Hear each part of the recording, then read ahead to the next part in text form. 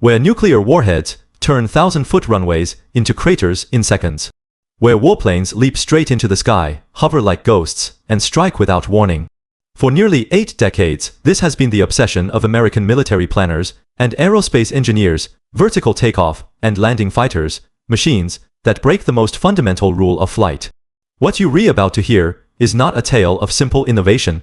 It is a dark, high-stakes saga of Cold War, paranoia, catastrophic failure, trillion-dollar gambles, political infighting between military branches, and a technological breakthrough that rewrote the rulebook of modern warfare. This is the unvarnished history of America's vertical takeoff fighters, the deadliest and most transformative aviation invention you've never fully understood. The story begins not in a gleaming lab, but in the shadow of a mushroom cloud.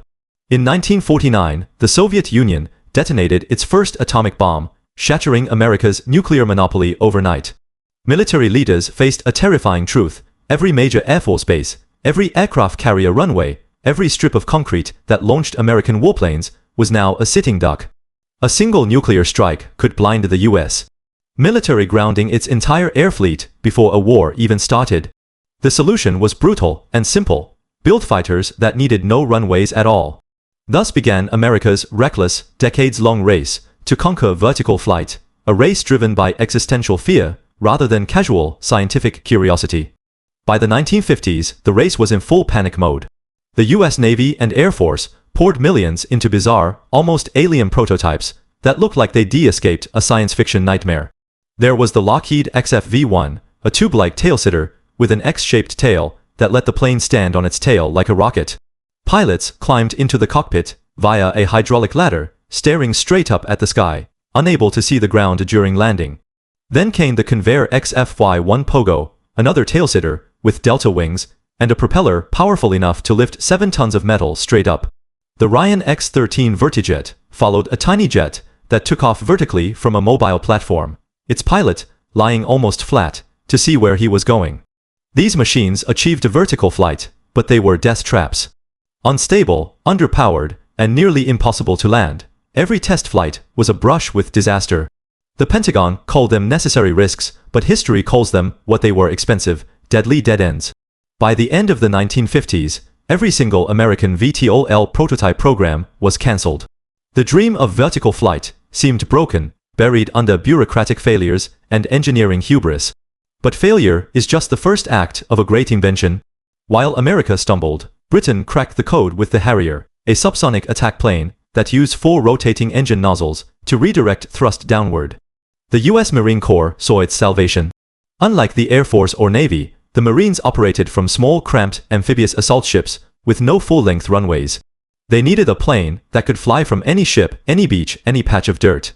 In the 1970s, America bought the rights to the Harrier and partnered with McDonnell Douglas to rebuild it into the AV-8B Harrier II, the first mass-produced American vertical takeoff fighter. This was no minor upgrade. Engineers redesigned the airframe, upgraded the engine, and stretched the range and payload, turning a British niche plane into a workhorse for U.S. amphibious warfare. The AV-8B changed everything for the Marines.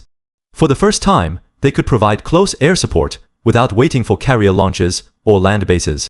It fought in the Gulf War, Afghanistan, and Iraq, hovering low to destroy enemy tanks, bunkers, and positions with brutal precision. But the AV-8B carried a dark legacy. It was slow, non-stealthy, and notoriously accident-prone, earning the grim nickname the Widowmaker after hundreds of non-combat crashes and dozens of pilot deaths. It was a compromise, a stopgap, built from 1960s technology.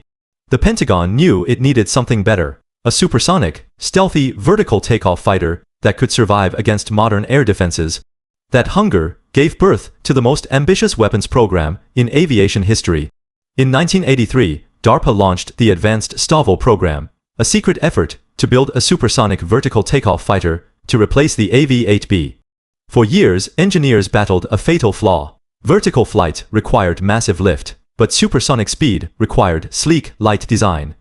Adding lift engines meant adding weight, which killed speed and range. Then, Lockheed Martin unveiled a revolution: the shaft-driven lift fan. Unlike the Harrier's pure thrust vectoring, the F-35B used the giant counter-rotating fan behind the cockpit, driven by the main engine's driveshaft, to generate clean, cool lift. The rear three, bearing swivel nozzle, bent downward to blast hot exhaust toward the ground, while small roll ducts under the wings kept the plane stable. This system was not just an improvement, it was a complete reinvention of vertical flight. In 2001, the X-35B prototype made history. It executed a short takeoff, broke the sound barrier, and landed vertically, all in one single flight, a feat no aircraft had ever achieved. The F-35B was born. It is the world's first and only operational supersonic stealth STOVL fighter, a fifth-generation warplane that combines invisibility to radar, supersonic speed, and vertical agility. Powered by the F-135 PW600, the most powerful fighter engine ever built, it generates more than 40,000 pounds of vertical lift, enough to hoist its 14-ton airframe straight up. It operates from amphibious assault ships, remote dirt strips, and damaged runways, turning every small ship into a de facto aircraft carrier, and every remote outpost into an airbase. But this miracle came with a brutal cost. The F-35 program ballooned to over $700 billion, making it the most expensive weapon system in history. Engineers fought weight problems for years, stripping 1.2 tons of metal through extreme measures like replacing fasteners with adhesives and shrinking tail fins. Lawmakers and military analysts repeatedly grilled Pentagon officials in congressional hearings, questioning the program's spiraling costs and delayed delivery schedules. Critics called it a flawed white elephant, while supporters hailed it as the future of air combat. The truth lies in its strategic power. The F-35B lets the U.S. protect air power anywhere on Earth without relying on vulnerable foreign bases or large carriers. It has turned naval warfare upside down, letting smaller nations operate fixed-wing stealth fighters from light carriers and shifting the balance of power in every ocean. What makes this invention truly American is not just the technology but the obsession behind it. From the nuclear panic of the 1950s to the stealth revolution of the 21st century, vertical takeoff fighters represent America's relentless drive to overcome nature's limits for military dominance. The early tailsitters died in flames. The AV-8B killed pilots but won wars, and the F-35B stands as the peak of aerospace engineering, flawed, expensive, and unstoppable. This is not just the story of machines. It is a story of fear, ambition, failure, and triumph. It is the story of how America turned the impossible into the inevitable, building warplanes that laugh at gravity and redefine what it means to control the skies. Every time you see an F-35B hover silently above a ship or an AV-8B roar straight into the sky, you are witnessing the end of a 70-year quest. These machines are more than weapons. They are monuments to human ingenuity and the cold logic of great power competition.